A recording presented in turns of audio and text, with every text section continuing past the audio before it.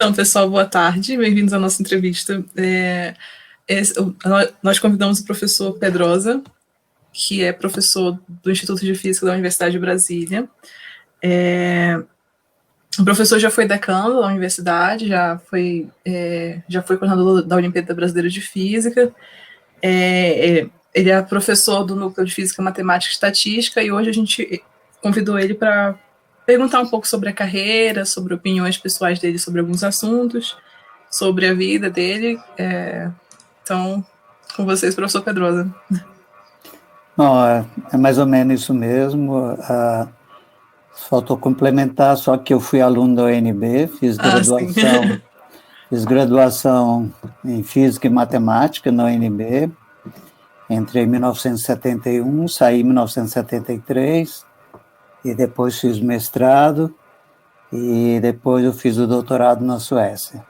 Então, só para completar minha carreira acadêmica, e depois da Suécia, eu voltei para Brasília em julho de 1985, desde então estou no Instituto de Física. Isso. Bom, e complementando também, eu e a Lorena fomos alunos do professor Pedrosa e ele foi um nome que a gente pensou para a entrevista justamente porque a gente conhece, a gente sabe que é uma pessoa muito legal e por isso a gente espera e tem certeza que essa entrevista vai ser ótima. Então, podemos começar já com alguma pergunta? Claro, pode abrir aí, Pedro amigo. Então, Pedrosa, você já publicou muitos artigos durante sua carreira em muitas áreas, mas de todos eles, de todos os artigos que você já escreveu, que já publicou, qual foi o que você mais gostou de fazer, o seu preferido? Olha, primeiro eu não publiquei muito, o número das minhas publicações é bem pequeno. Eu não sigo o padrão geral da física, tem poucas publicações, mas a que eu mais gostei, na verdade foram duas, a do mestrado e a do doutorado.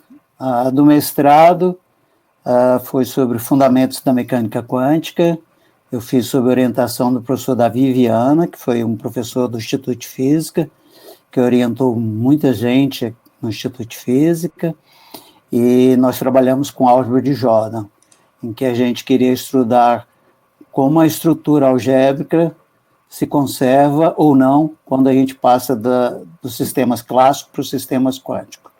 Gostei muito de fazer esse trabalho.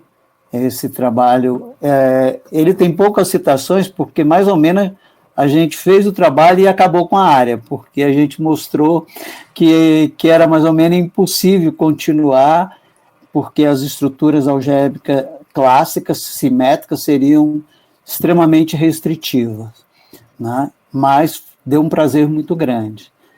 E depois, no doutorado, eu fiz um trabalho que teve uma repercussão para quem trabalha na área, que é a teoria funcional da densidade, teve uma boa repercussão. E até hoje o trabalho ainda é citado, porque, na verdade, a teoria que eu trabalhei chama-se teoria do funcional da densidade. Essa teoria ela tem o seguinte base: quando você tem a função de onda, você tem muita informação.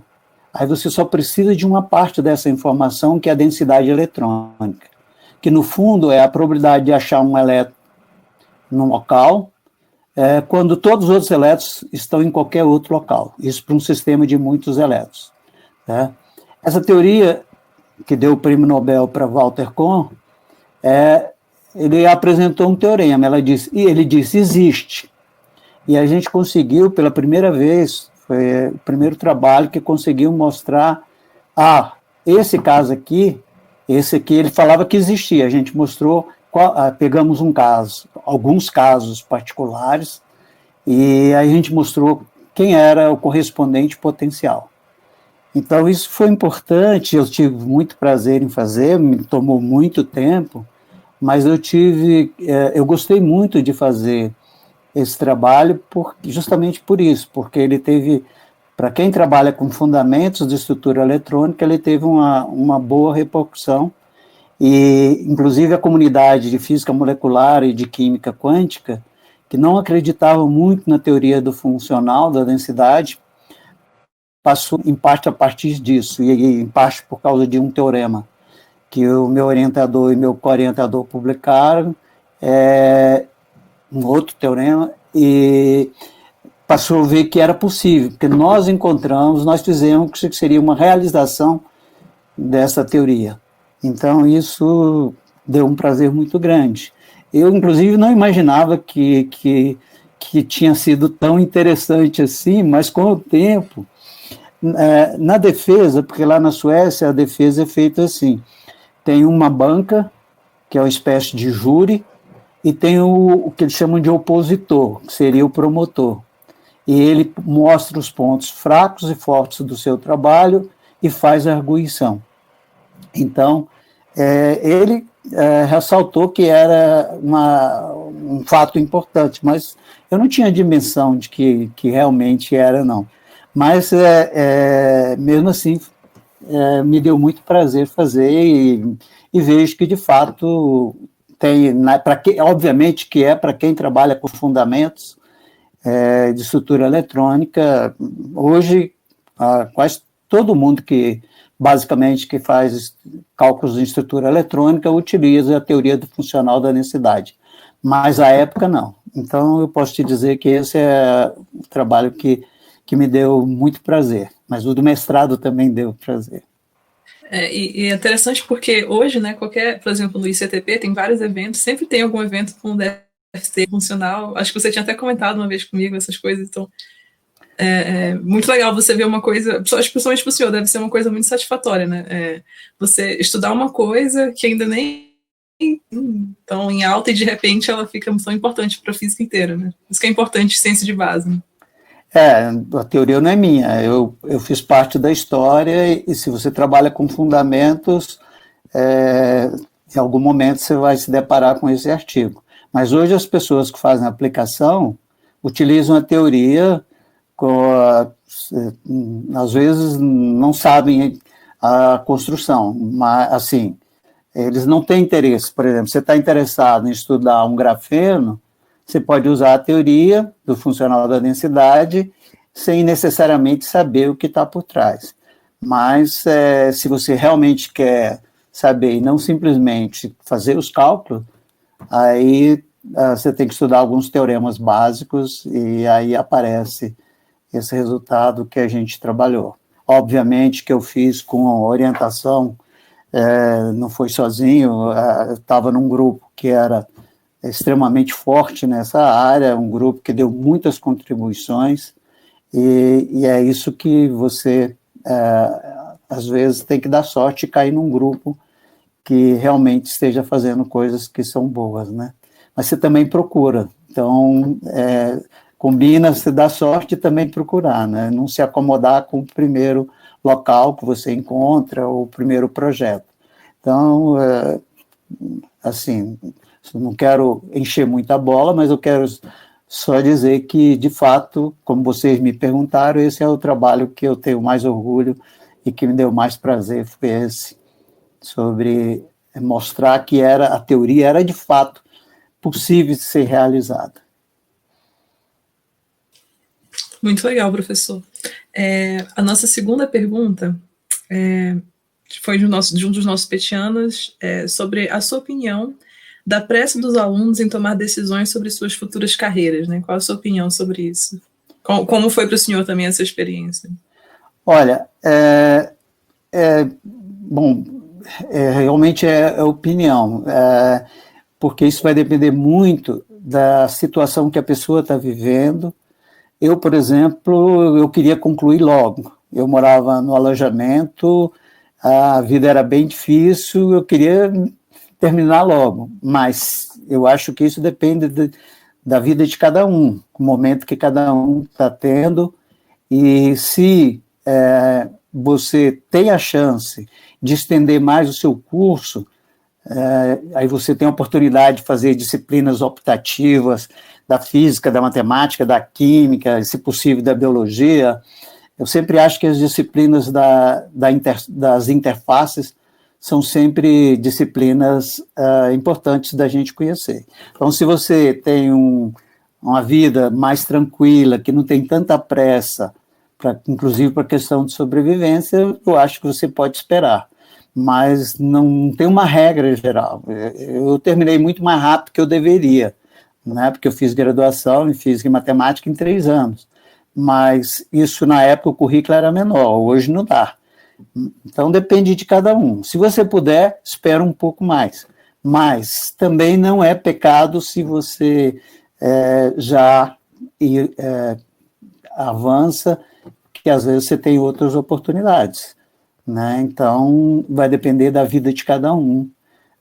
Mas, assim, de uma forma geral, se você pode esperar um pouquinho mais, você faz disciplinas que normalmente depois nunca mais você vai ter chance de fazer. Porque você entra numa rotina profissional que te dá poucas chances de mergulhar em outras áreas que você gostaria. Legal. Professor, você seguindo com pressa durante sua vida para se formar, você teve algum problema para decidir em qual área você iria seguir, ou você percebeu isso no meio da graduação, mais para o final, ou você sempre soube? Em que momento você descobriu? Olha, quando eu fui aluno da UNB, o corpo docente era bem menor e muito menos qualificado do que hoje.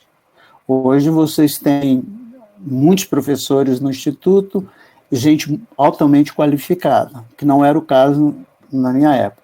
Tinha poucos professores qualificados, tinha alguns excepcionais, mas eram poucos.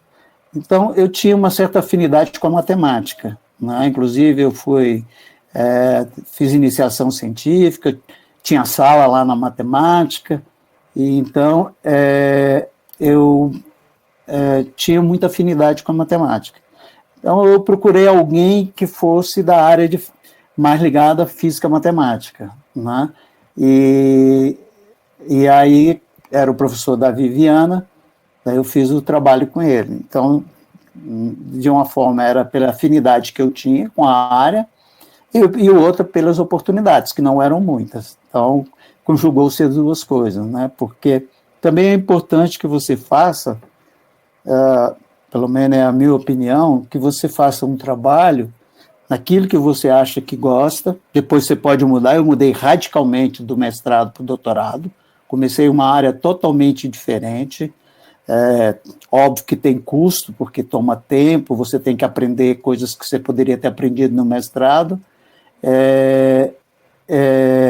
mas, por outro lado, é bom que você faça com pessoas que estejam preocupadas com a sua formação, né? Eu acho que você não deve se cercar de pessoas que apenas quer ter você como um aluno que possa rodar seus programas, que possa contribuir para o trabalho dele. Eu acho que tem que ter também, vocês devem trabalhar com pessoas que possam ajudar vocês na formação. Então, no caso, eu escolhi pela afinidade com física e matemática, e porque também eu sabia que o professor Davi era um orientador que eu poderia aprender muito com ele, e de fato isso aconteceu. Então, acho que esse seria o critério, algo que você acha que tem afinidade e uma pessoa que você acha que pode contribuir para a sua formação, essas duas coisas. E depois você pode mudar, certo? Porque não se deve pensar que quando você vai fazer o mestrado, acabou tudo. Não, você pode mudar, você pode migrar para outra área, mesmo depois, quando você já é um profissional, se teve uma boa formação, você pode migrar para outras áreas. Então, não é pecado se você começa numa área, depois você fala, não é exatamente isso que eu queria. Tudo bem, mas aí termina e vai fazer outra coisa. Legal. Okay? Eu tenho uma dúvida aqui, porque algumas pessoas estão mandando um chat, e é difícil para mim anotar aqui. Eu não sei se vocês vão anotar aí. Não, o nosso mediador, o nosso petiano Rafael, tá anotando as perguntas. A gente logo mais vai passar para o senhor. Pode ficar tranquilo. Ok. Outra pergunta que a gente tem é: quais foram as principais mudanças que você conseguiu trazer para a Universidade de Brasília durante seu tempo como decano? Bom, o tempo como decano, do ponto de vista pessoal, assim, de pesquisador, foi um desastre total, porque eu tive que a abandonar tudo. Eu comecei dando aula, mas depois o reitor me chamava toda hora, eu estava perdendo algumas aulas, então eu terminei o primeiro semestre, ainda como decano, e depois não pude continuar, porque era muito absorvente. Eu chegava em casa às 10 horas da noite, às vezes trabalhava até de madrugada, com coisas do decanato. Eu acho que eu estive envolvido, foi na época do reitor Ibanhas, eu estive envolvido em muitos projetos, mas eu posso destacar 2. O primeiro foi o projeto de orientação, né, que todos os alunos de graduação tivessem um orientador. A gente fez esse projeto, deu muito trabalho aprová-lo, e acho que foi bem legal. Foi aprovado, mas foi aprovado no fim da administração, aí quando entrou outra administração, eles acharam melhor não implantar. Então, eu acho que até hoje a universidade não resolveu esse problema de orientação dos alunos, que, na minha opinião, é um dos responsáveis, principalmente em áreas como a física, pelo abandono, né? Eu acho que é um dos fatores. São vários fatores. Há um trabalho que o professor Portilha orientou dos alunos do PET sobre evasão, e esse é um dos pontos que foi detectado. O segundo ato que eu acho que foi importante, e também do qual eu me orgulho muito, foi a criação da Universidade Noturna. Eu estive envolvido, as unidades, os institutos, faculdades não queriam curso noturno, porque eles achavam que ia ser uma carga a mais, então a gente teve muito trabalho para convencer os institutos e faculdades. Às vezes a gente ia em um departamento, tinha que sair quase que protegido pelos vigilantes, tamanha era a agressão, porque não queriam curso noturno de forma nenhuma. E também foi a época do governo Collor, e eles não nos davam vagas. E a gente só queria começar se tivessem vagas garantidas. Mas, por sorte histórica, o governo Collor saiu, e entrou o Itamar, e entrou um ministro que era professor, e ele entendeu, e nós conseguimos 126 vagas. E então eu tive envolvido em tudo isso, inclusive eu ajudei, junto com o procurador do UNB, a elaborar um projeto de lei criando essas vagas. Então também tenho esse orgulho de, quando eu vejo a lei quando saiu, é a gente que fez. Eles cortaram algumas coisas, cortaram a parte de financiamento, mas a parte de vagas eles mantiveram.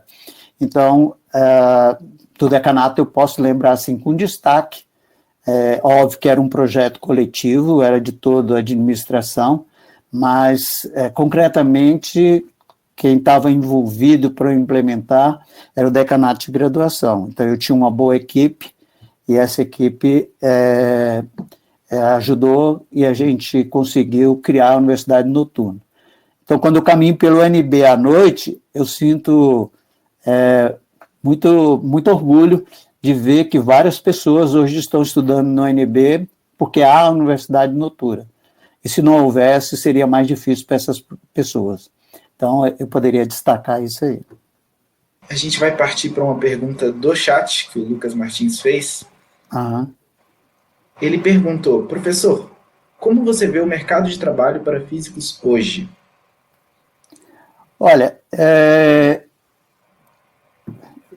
aqui no Brasil é limitado esse mercado, mas eu acho que, se a gente considerar também a possibilidade de trabalhar fora de instituições de ensino e de pesquisa, é a área de física médica. A área de física médica hoje está precisando de muitos profissionais. Eu conversei com algumas pessoas dessa área, e o número de centros de radioterapia que tem no Brasil é menor do que nos Estados Unidos, essa região perto de Cleveland, aqueles estados por ali do centro, certo? Então, significa que no Brasil vai crescer muito. O INCA, que é o Instituto Nacional do Câncer, ele vai comprar, já está em andamento, a compra de 200 máquinas de radioterapia. Para cada máquina dessa, você precisa, no mínimo, 3 físicos.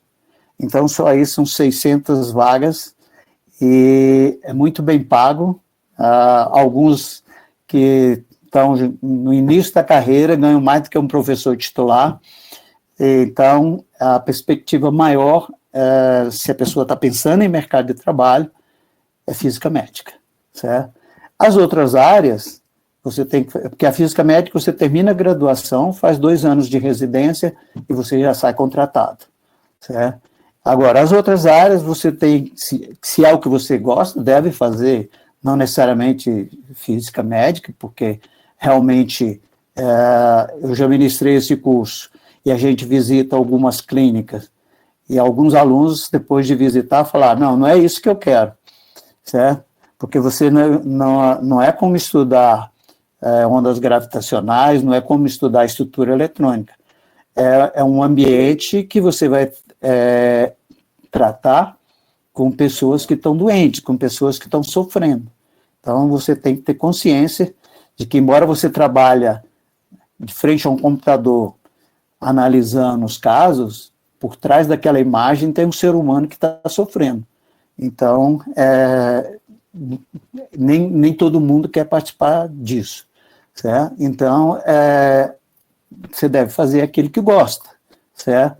E olhar naquilo que você gosta, as possibilidades geralmente são dentro das instituições de pesquisa, que são poucas no Brasil, mas tem algumas, como o CBPF, tem o IFT em São Paulo, e tem as universidades e institutos federais.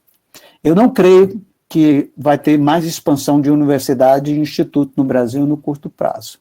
Nós tivemos uma expansão com o Reúne, que foi um programa do MEC, que ampliaram as vagas, e depois os institutos federais. Eu não creio que vai ter. Agora nós vamos ter substituições. Então, daqui a alguns anos, não vai demorar muito, pessoas como eu vão estar saindo. Mas não vão ser, como a gente teve as últimas contratações, 10 pessoas de uma vez, e agora não, agora vai ser substituições. Então, dentro das áreas, você pode escolha aquela que tem afinidade, certo? Forme-se bem e tenha paciência. Você vai ter que fazer mestrado, doutorado. Se você se forma muito bem, um dia você acaba conseguindo, mas tem que ter paciência, não pode ser apressado, não pode pensar que você vai terminar a graduação e já vai ser contratado. Isso praticamente não existe mais no Brasil. Já existiu, eu mesmo tive essa chance de formar e no mês seguinte estar contratado como professor, mas isso acabou. Hoje todos os concursos exigem doutorado. Mas se você tiver paciência, fizer uma boa carreira, se tiver uma boa formação, você acaba encontrando espaço. Legal, professor. Obrigado. Bom, vamos fazer mais uma pergunta do chat agora, que foi a pergunta do Jorge Luiz.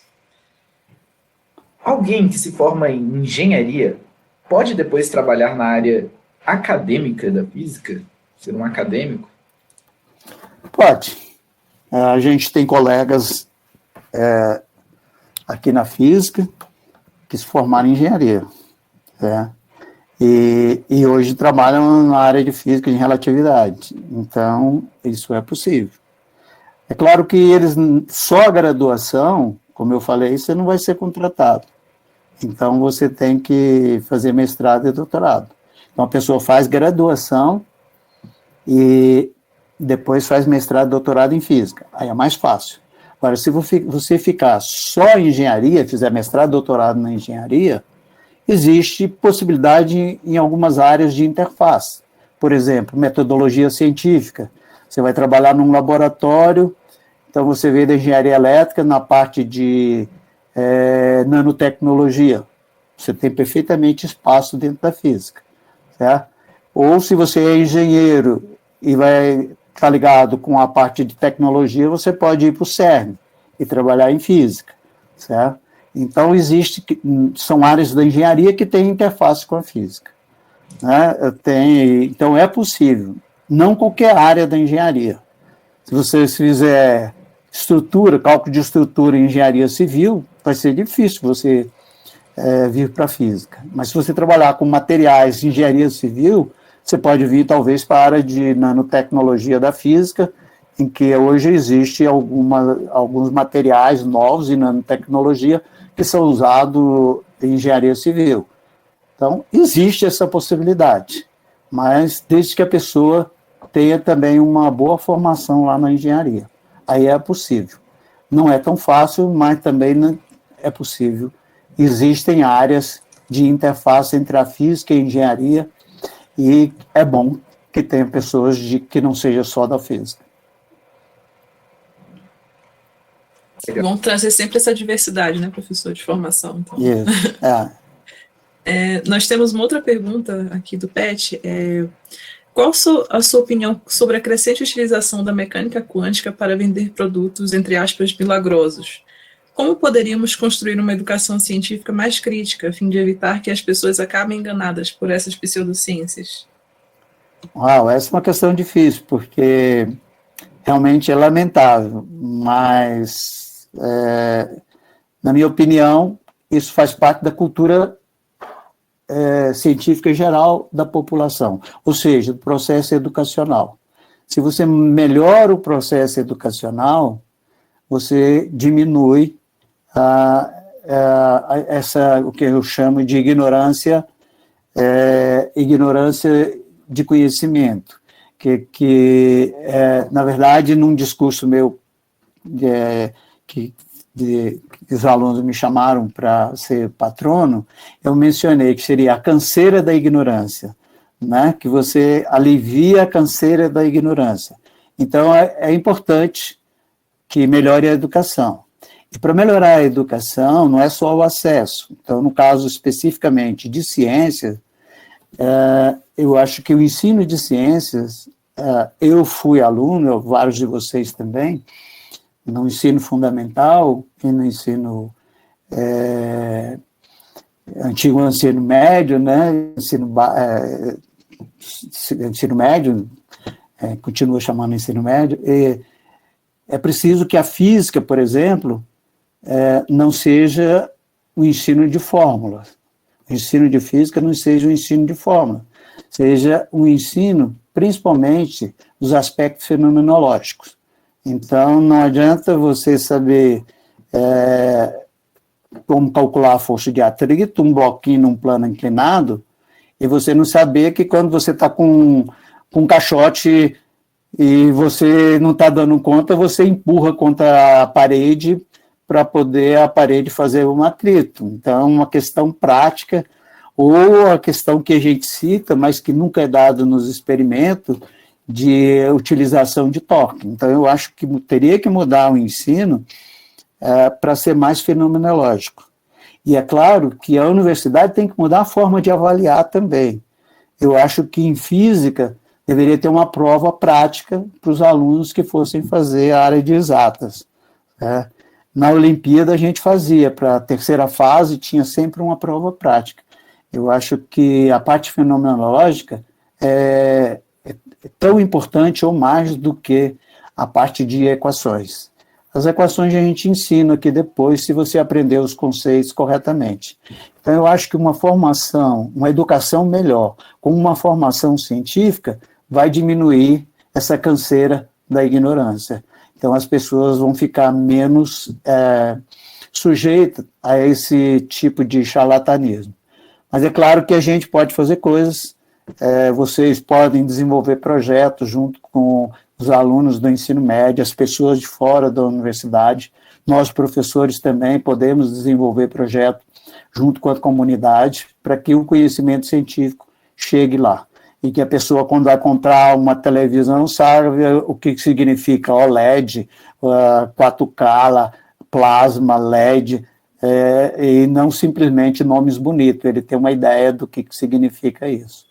Então, acho que isso faz parte da cultura que nós, que estamos na universidade, tanto nós professores como vocês alunos, deveríamos nos preocupar um pouco mais em desenvolver essas atividades de extensão. Legal. Bom, então vamos voltar a mais uma pergunta do chat, dessa vez feita pelo professor Luiz Soncarati. Pedrosa, como você acha que vai ser a física no futuro? A física do futuro. Ah, Luiz, eu não tenho ideia. É, bom, na minha opinião, vai exigir dos físicos uma formação muito forte na área de inteligência artificial, na área de nanotecnologia, em qualquer área que for trabalhar, em astrofísica, em física nuclear, os conhecimentos de inteligência artificial eu acho que vão ajudar bastante, ou seja, um domínio muito grande de computação, mas isso seriam informações gerais. O que vai ser a física, eu acho que é difícil a gente fazer essa previsão. A outra coisa que, na minha opinião, obviamente, que eu estou fazendo conjecturas, seriam áreas de interface entre física, por exemplo, e biologia, entre física e matemática, que já existe, mas entre física e biologia, porque a biologia está desenvolvendo muito e há vários problemas que são colocados em biologia, que eu acho que a participação dos físicos seria extremamente rica. Então, todas as áreas de interface, áreas que utilizem bastante nanotecnologia, áreas que precisem de uma boa formação em computação, eu acho que vai ter espaço. Mas não sei desenhar exatamente quais serão esses caminhos, porque o que se previa no início do século XX não é necessariamente o que vai acontecer agora no século XXI. Então, é difícil fazer essa previsão. Gostaria até de ter uma ideia, mas não posso realmente afirmar o que vai acontecer. Muito difícil responder essa questão plenamente. Legal. É difícil mesmo. Bom, Agora a gente tem outra pergunta, né? Você faz ou eu faço? Posso perguntar? Pode fazer. Bom, professor, essa pergunta aqui é uma pergunta que a gente trouxe já de antes. Como o seu trabalho impacta a sociedade? Bom, eu acho que, no meu caso específico, o maior impacto se dá em sala de aula, na formação das pessoas. Então, ou vocês que são da física, ou os alunos de engenharia, que quando eu estou ministrando as disciplinas do básico, eu acho que essa é a maior contribuição que eu dou. A contribuição, eu acho que já tive alguns milhares de alunos, então, acho que se eles conseguiram aprender, eu acho que valeu a pena o Estado ter investido em mim. Então, acho que essa é a contribuição. Na universidade, uma das contribuições maiores que a gente pode dar é a formação. A formação para os indivíduos que vão fazer as áreas mais aplicadas e também em física. É a formação de conhecimento já estabelecido e a criação do embrião para que as pessoas, os estudantes, tenham capacidade de pensar por si próprios e não simplesmente fiquem seguindo o que os outros dizem para eles. A capacidade de fazer perguntas, né? Eu acho que essa é uma questão que não é trivial, que a gente, no processo de formação, tem que procurar sempre deixar ou estimular que o aluno seja capaz de fazer perguntas, seja capaz de colocar questões, porque só assim vai ter a alteração dos caminhos e essa nova física vai ser construída. Não simplesmente reproduzindo o que nós, que já estamos na universidade, fazemos, mas se preparando para colocar novas questões, para arriscar em áreas que são pouco conhecidas, em áreas... Fazer o que todo mundo já faz, eu acho que você pode fazer num dado momento, desde que por trás esteja a motivação para fazer coisas completamente novas. Então, a maior contribuição é como professor. Como pesquisador, eu tenho poucas publicações, não quer dizer que eu não faça pesquisa, eu tenho feito pesquisando, quem tem se aproximado de mim tem visto isso, é fazer com que o aluno esteja envolvido num projeto de pesquisa em que ele, dentro dessa filosofia, de que ele seja capaz de colocar questões, que ele aprenda, que ele tenha a capacidade de, ao término do trabalho, estar apto a fazer novas questões, além daquelas com as quais ele trabalhou. Então, resumindo, eu acho que eu destacaria que, no meu caso específico, a maior contribuição é como professor aula de aula. A gente tem outra pergunta do Roncarate, não é isso? Aqui no chat. O Roncarate está perguntando: como você acha que a UNB estará daqui a 30 anos? Como ela deveria estar? O Luiz está colocando questões bem difíceis, mas para as quais eu não tenho resposta. Mas eu imagino, eu vou falar pelo que a UNB era 30 anos atrás, né? Ou mais, quando eu comecei. Eu acho que a UNB hoje é muito melhor. A UNB tem um corpo docente, uma qualidade de pesquisa muito melhor do que quando eu fui aluno. É incomparável. Então, eu imagino que daqui a 30 anos a UNB vai estar ainda melhor. Para isso, eu acho que ela precisa envolver mais os estudantes em projetos de graduação em laboratório, em pesquisa teórica.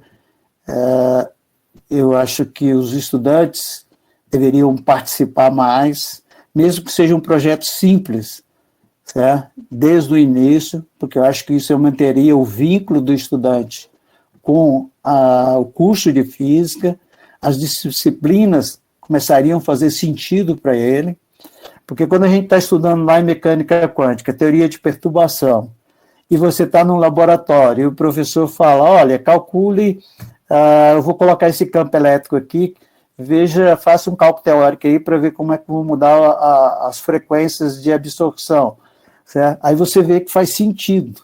Agora, se você só faz um curso de quântica e não está envolvido, aquilo fica sendo matemática também. Então, eu acho que no caso específico da física, tem que ter um envolvimento maior dos estudantes com projetos que os professores estão desenvolvendo. Por outro lado, eu acho que a UNB tem que ser mais cuidadosa na seleção, porque tem várias, para não ficar repetindo, seleção de novos professores.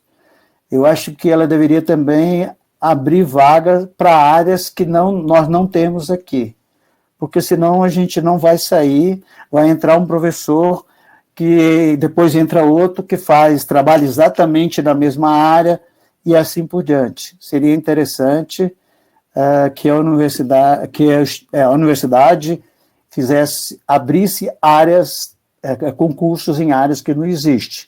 Por exemplo, não existe na universidade, na área da engenharia, praticamente nada na área de nanotecnologia.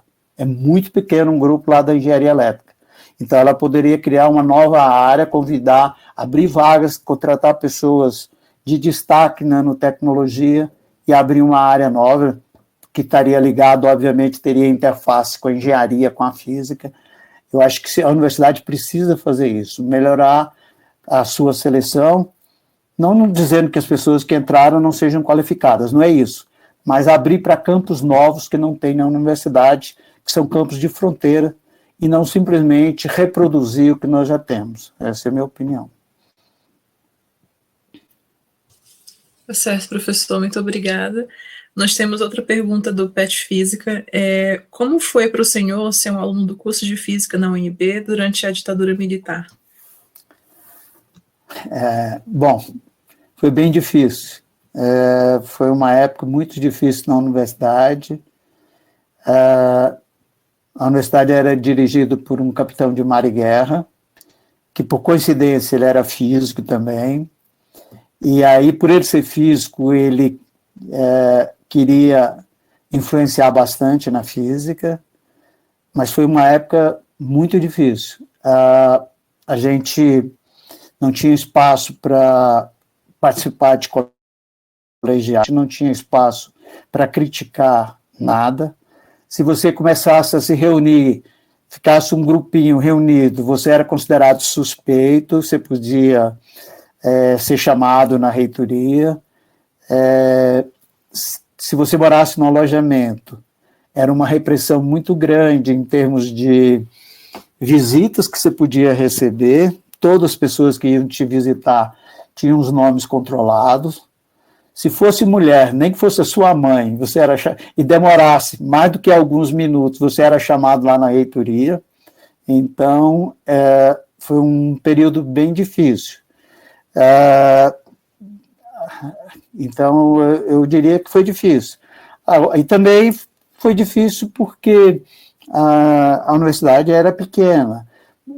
A Universidade de Brasília, que foi criada com os melhores quadros do país, aliás, anteontem faleceu o professor Roberto Salmeron, que foi um dos criadores do curso de Física, e os melhores físicos que o Brasil tinha criaram o curso de Física aqui da UNB.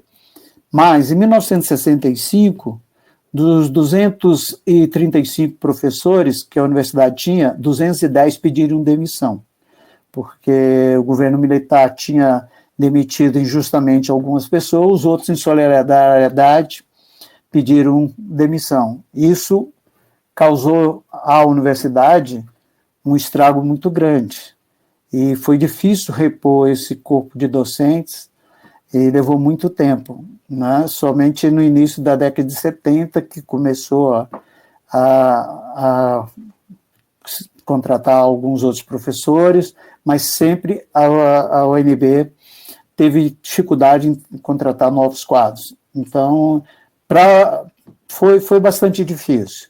Agora, a gente transitava, não discutia publicamente as questões que a gente questionaria normalmente quando a gente tem um ambiente democrático. A gente conversava em particular. Para vocês terem uma ideia, no Centro Olímpico era o alojamento, né, que agora chama Casa do Estudante, a polícia ficava ali naquela rua que tem quando a gente chega, ficava escondida ali num carro com binóculos, vigiando os estudantes lá dentro. E tinham vários estudantes implantados que eram, na verdade, agentes do Serviço Nacional de Informação, que agora chama ABIN, chamava SNI, né? E a gente sabia disso porque, naquela época, se você fosse reprovado em 2 disciplinas, você era desligado da UNB. Ou se você tivesse o que chamava MGA, que é uma versão do IRA, a versão primária do IRA, que seria o equivalente hoje. Se você tivesse MM em tudo, você também era desligado, você tinha que ter uma média maior, certo? Então, esses colegas, eles não passavam nas disciplinas porque eles não tinham conhecimento e eles continuavam, eles não eram desligados. Então, a gente sabia, né? Tinha 2 que eram bem conhecidos lá no alojamento e que a gente sempre ficava tentando desmascará-los, fazendo piadinha com eles, né? Tinha alguns colegas que eram muito criativos, né, que citava o nome da pessoa, inventava uma história e dizia que era ele, essa pessoa que tinha feito, né? Um exemplo bem pitoresco disso era o limite seno de x sobre x. Então, esse elemento que era do sistema de informação, na versão dos colegas que faziam essa história, dizia que ele tinha resolvido assim, era 0 sobre 0. Ora, 0 sobre 0 é indeterminado. Então, você acrescenta mais um 0 em cima, mais um 0 embaixo. Como você acrescentou quantidades iguais, não altera. Aí você põe bem juntinho, aí ficava infinito sobre infinito. Aí você faz uma rotação de π sobre 2 no numerador e π sobre 2 no denominador. ficava 8 sobre 8. 8 sobre 8 é 1, e esse era o limite de seno de x sobre x. Então, a gente procurava desmoralizar esses colegas que não eram colegas, na verdade, mas eram pessoas implantadas e para ver se... E eles não reagiam, eles estavam muito bem preparados. Então, foi uma época difícil. Não obstante, o que a gente fazia era estudar bastante, né? A gente estudava muito, as condições, a biblioteca tinha poucos livros, o corpo docente não era tão qualificado, embora tinha pessoas excelentes, mas não era tão qualificado como hoje, como eu já mencionei. Então, a gente procurava, para, inclusive, politicamente, ter alguma influência e poder criticar com os professores, a gente procurava estudar bastante. Então, esse era um compromisso que a gente tinha de dar exemplo, ser um bom aluno, né? Se destacando para poder dar exemplo e poder reclamar e ter menos risco de sofrer represálias. Então, foi uma época difícil, mas, com exceção daqueles que foram presos, sobrevivemos, né?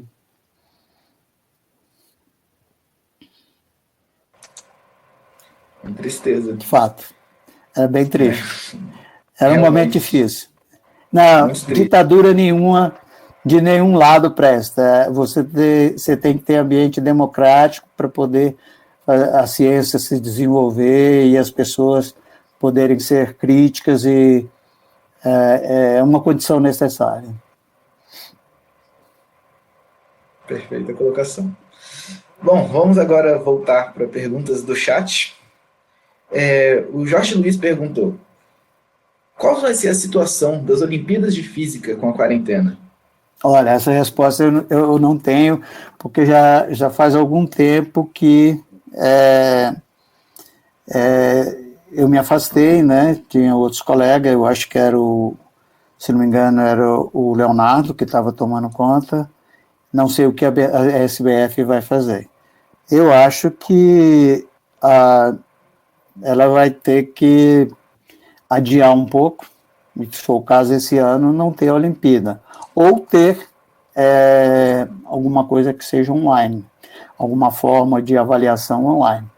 Mas, por exemplo, poder ter uma parte experimental em que o aluno ele bota a câmera dele, tem um determinado tempo, e ele fizesse essa avaliação, ou os colégios que estão voltando de forma não presencial fizessem essa avaliação.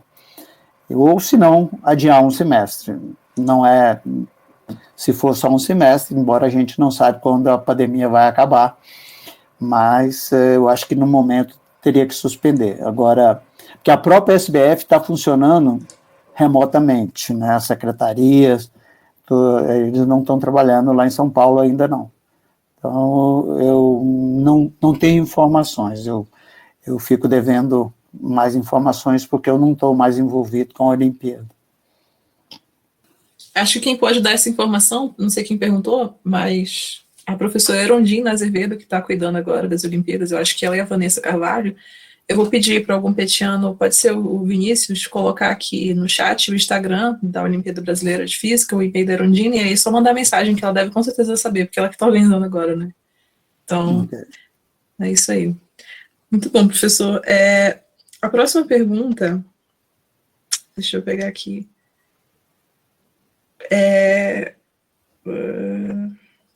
Cadê? O senhor participou da criação da semana universitária, certo? Como enxerga o desenvolver da semana desde a década de 90? Há grandes divergências entre como ela foi idealizada e como de fato ela vinha ocorrendo? Olha, de fato, eu estava na reitoria, não foi ideia minha, foi do professor Clodo da comunicação, que era assessor do reitor na área de comunicação, e foi ideia dele, mas eu estava na reitoria, e a ideia inicial era que a comunidade viesse para a universidade. Então, as atividades deveriam beneficiar e visar as pessoas fora da universidade. Teria algumas que seriam específicas para os alunos de graduação, mas a ênfase seria a participação da comunidade. Então, eu acho que, por exemplo, agora a Semana de Física é feita junto com a Semana Universitária. Isso pode ser feito, mas eu acho que, na minha opinião, está sendo maior do que as atividades, algumas são muito técnicas para uma pessoa que não é da universidade. E, nesse sentido, eu não estou de acordo. Né? Como eu disse, poderia e deve ter atividades que seriam para os alunos de graduação, mas a concepção inicial seria, a prioridade seria a comunidade externa à universidade, a comunidade visitar a universidade. Então, a Experimentoteca, por exemplo, é um local extremamente propício para isso e deveria ter sido ampliada, melhorada.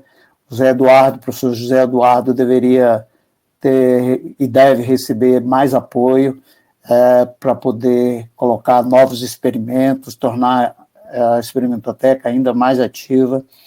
Então, eu diria que, da concepção inicial, eu acho que a divergência seria, ou o que a gente pode dizer que está diferente daquilo que foi pensado, é que eu acho que atualmente tem muitas atividades que são voltadas para o público interno da universidade. O que não excluía, naquela época, não excluía isso, mas não era prioridade. Então, por exemplo, graduação, à época, desenvolveu um trabalho que era de mostrar para os estudantes do ensino médio os cursos que a universidade tem, porque eles normalmente só conhecem os cursos de digamos, alta demanda, como medicina, engenharia.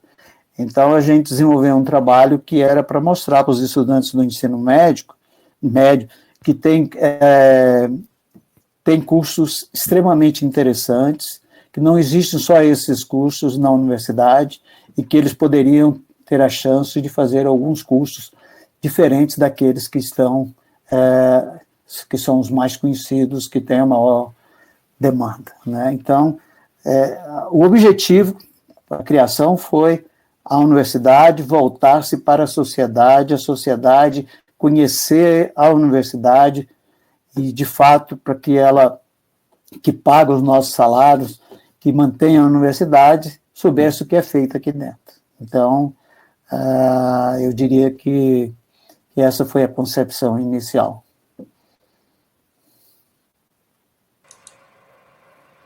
Muito importante mesmo lembrar isso, trazer para fora, quer dizer, mostrar para fora a universidade. Acho que isso talvez até ajude naquela questão anterior sobre a pseudociência e toda a desinformação que tem sido feita recentemente. Bom, mas vamos para a próxima pergunta, que é do chat, feita pela Amanda.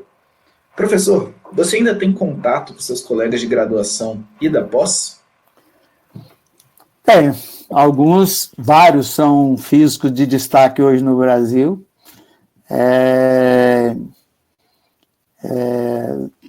Por exemplo, o professor Adalberto Fázio,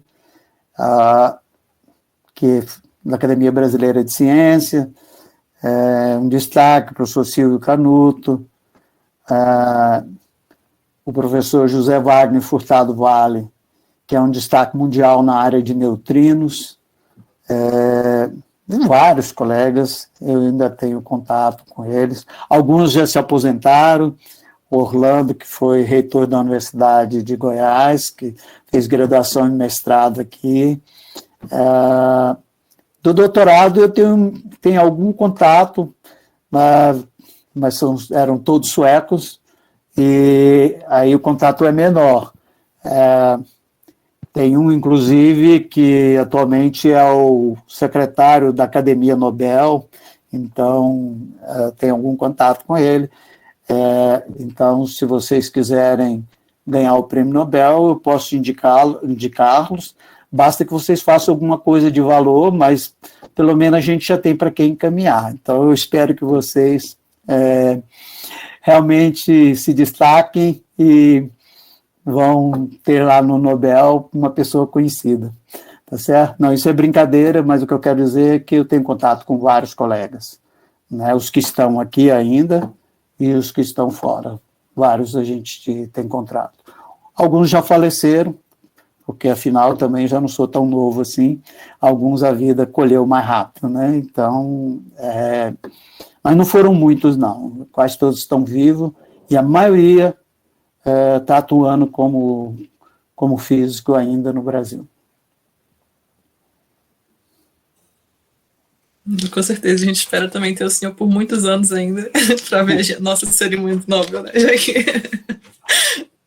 Muito bom, professor. A próxima pergunta é do PET Física. Qual a sua principal crítica à forma como as aulas são ministradas no curso de Física e no ensino médio? Algo que poderia melhorar de forma imediata? O modelo EAD pode ser uma oportunidade de melhorar o ensino?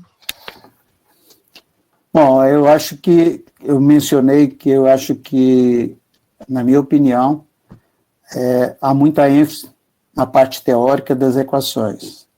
Eu acho que a ênfase devia ser na parte fenomenológica.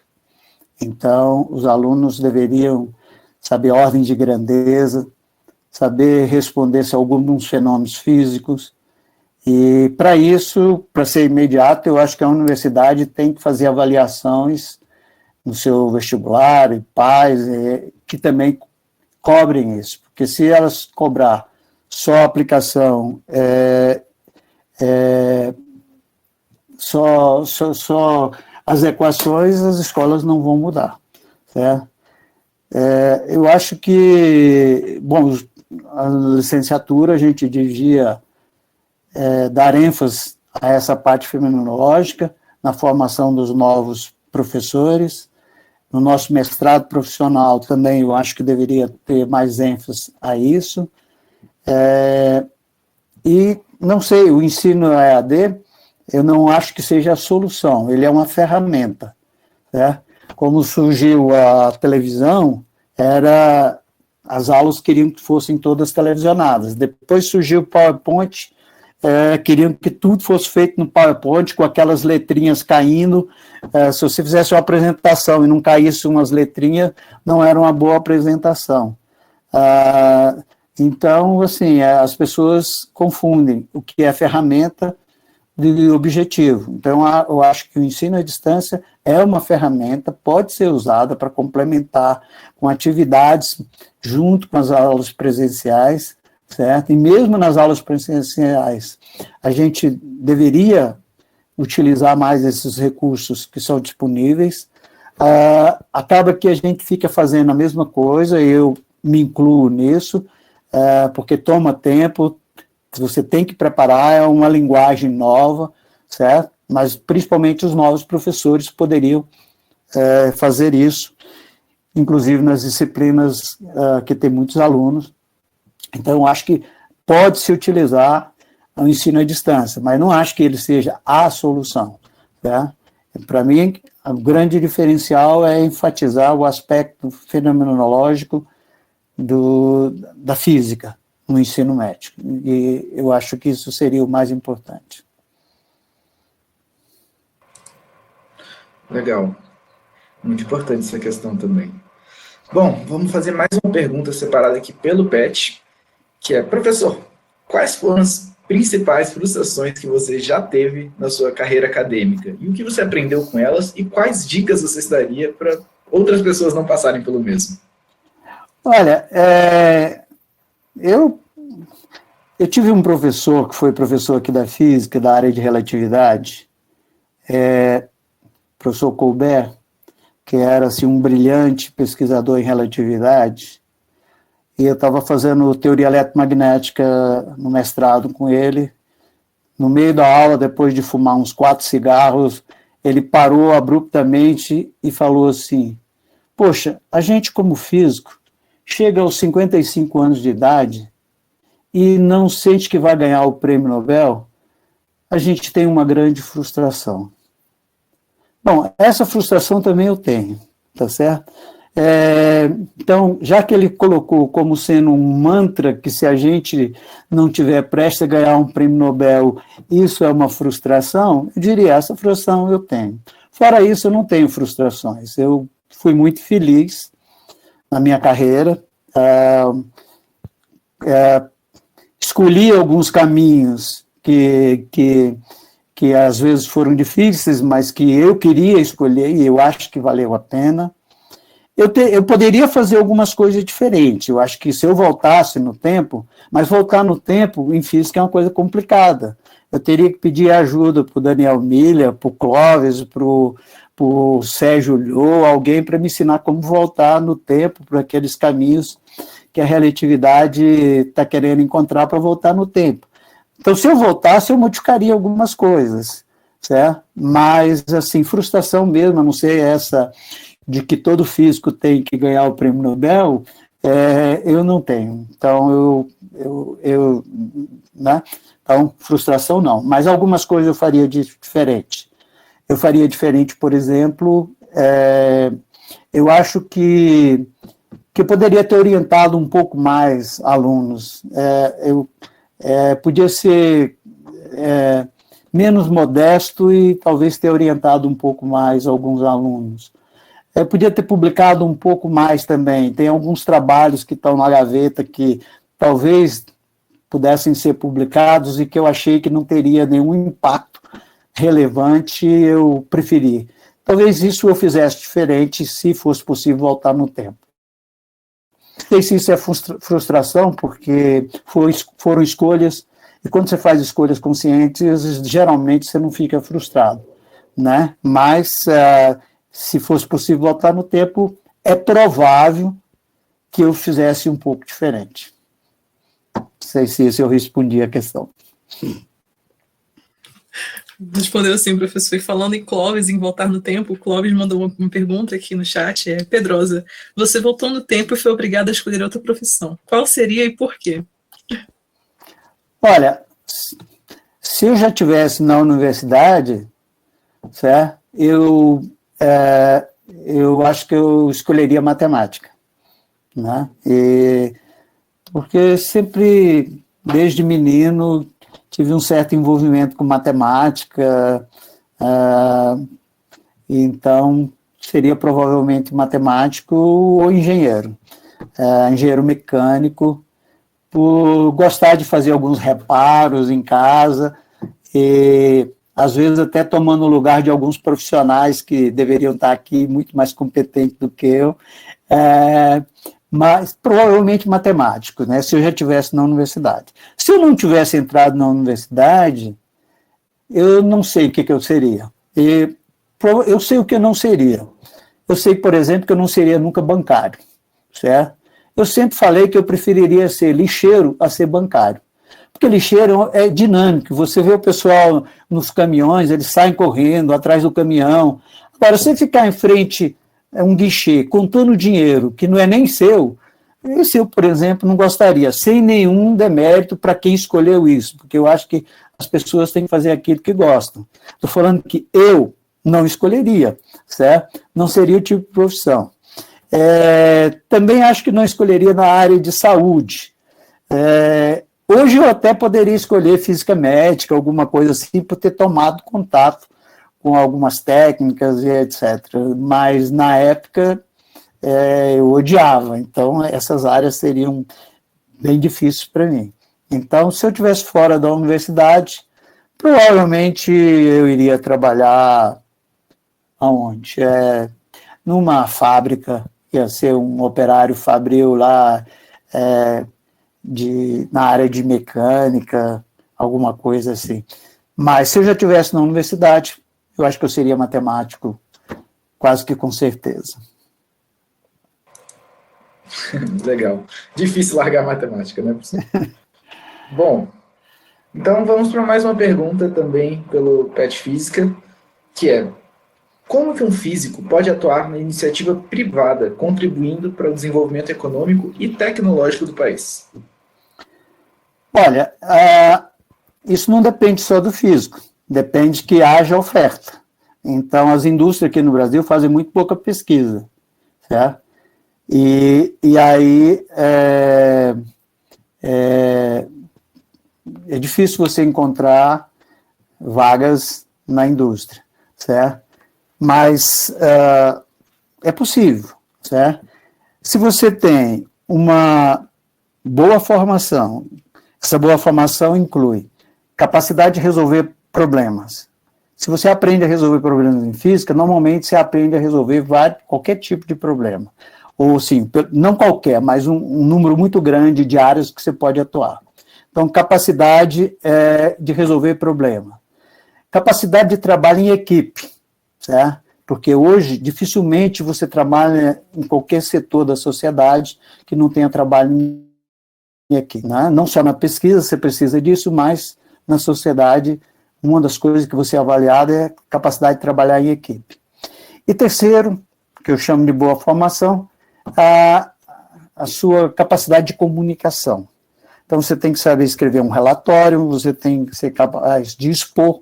Então, quando você vai no quadro negro, o professor manda você ir no quadro, não é só para estar te avaliando, é para você também aprender a falar. Porque, inclusive, se você virar professor, virar pesquisador, você vai ter que apresentar seminários, você vai ter que dar aula. Então, essa capacidade de comunicação é importante, tanto escrita como oral. Certo? E uma outra capacidade é a capacidade de admitir falhas. Certo? Admitir falhas não quer dizer necessariamente frustração. Você testa uma coisa, não dá certo, você sabe assimilar que foi uma falha, refaz o problema e constrói um novo caminho. Então, a capacidade de absorver falhas, absorver no sentido de que você tentou e não deu certo, e aí você parte para outra coisa, você aprende com as falhas. Tem um artigo interessante que chama a teoria a importância das teorias que falham, certo? Porque às vezes você mostra que uma coisa não dá certo, inclusive você elimina que outros caminhem por aí, certo? Se todo mundo for pelo mesmo caminho seguro, as coisas não se modificam, a ciência não avança, a sociedade não se modifica. Então é necessário entrar em projetos, entrar em áreas que não necessariamente vão dar certo. Você espera que sim, mas pode não dar. Então essa capacidade de absorver falhas faz parte da formação, eu acho que faz parte da formação. Tendo isso, você pode ir para outras áreas que não sejam tão ligadas para a física. Então, por exemplo, se você trabalhou com a parte de astronomia, você dominou a parte de computação, você pode trabalhar como analista de banco, numa bolsa de valores, você pode ir para a área de inteligência artificial e avaliar nessa área de medicina hoje que se utiliza bastante inteligência artificial para reconhecimento de imagens, que isso normalmente em astronomia você faz. Se você vai para a área de materiais, tem várias áreas, por exemplo, se você trabalha com nanomateriais, você pode depois ir trabalhar numa empresa que tem células solares, você vai conhecer os materiais porque você tem uma formação nisso. Especificamente em física, aqui no Brasil, as maiores oportunidades são aquelas que eu já mencionei, física médica. Essas são as maiores oportunidades, diretamente você sair e já conseguir. As outras áreas têm alguns pontos, alguns locais, algumas empresas que já começam a usar a espectroscopia, que você pode aprender aí no laboratório, e aí você já usa espectrômetros, e aí você pode fazer controle de materiais, qualidade de material, e aí você está usando os seus conhecimentos de física. As outras, você, com essa boa formação que eu falei, você muda de área, mas esses conhecimentos te ajudam nas outras áreas. Há várias pessoas, alguns inclusive que saíram aqui da física, que hoje estão trabalhando na área de bolsa de valores e bancos, e estão felizes, e os conhecimentos que eles não estão usando a equação de Schrödinger, nem as equações de Max, mas eles estão usando a capacidade de resolver, de analisar e resolver problemas. Muito obrigada, professor. Bom, se não tiver mais nenhuma pergunta no chat, eu gostaria de encerrar com uma pergunta pessoal minha, se alguém não tiver mais nenhuma pergunta para fazer. Qual é a sua principal motivação, inspiração para fazer ciência, né? Qual é o seu principal apoio? Onde você encontra inspiração para isso? Olha, a minha maior inspiração para pesquisar é o fato de que, primeiro, eu fazendo pesquisa, eu posso melhorar a minha atuação como docente. Eu sei que, por exemplo, hoje eu consigo dar uma aula de mecânica quântica, porque eu sei aonde é aplicada, muito melhor do que logo que eu terminei o doutorado.